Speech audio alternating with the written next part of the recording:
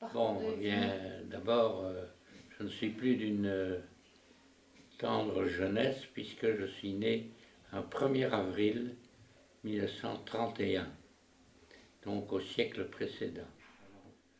J'ai été bourgmestre, j'ai terminé ma carrière comme gouverneur du Brabant.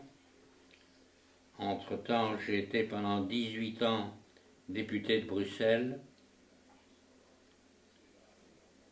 J'ai eu l'occasion, et je lui en suis reconnaissant, d'être par 2 fois ministre.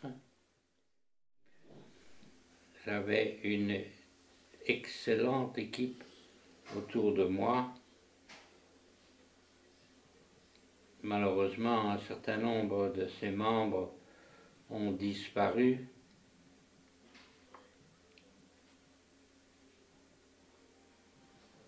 Mais ils ont chacun d'entre eux, à leur place, exercé la plénitude de leurs possibilités, et je m'en réjouis d'avoir été à la tête d'une pareille équipe. J'ai une pensée agréable pour le monsieur debout à mes côtés, c'est Jo Guesquière, qui fut mon collaborateur pendant plus de 30 ans. Le voilà. Vous voyez que quand on parle de Guesquière,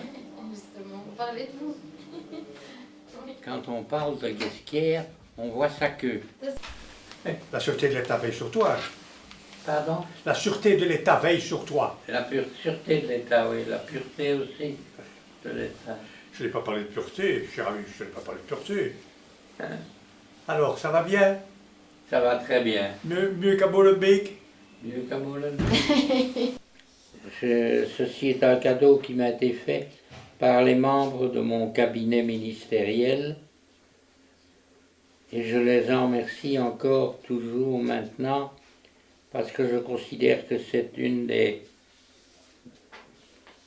formules magiques de la liberté de penser qui était en fait l'expression de Rosa Luxembourg, qui était ce que l'on appellerait aujourd'hui la gauche radicale, c'est-à-dire en réalité plus loin encore que les formules communistes. Et cette formule est une formule que je trouve tout à fait adaptée à la période actuelle,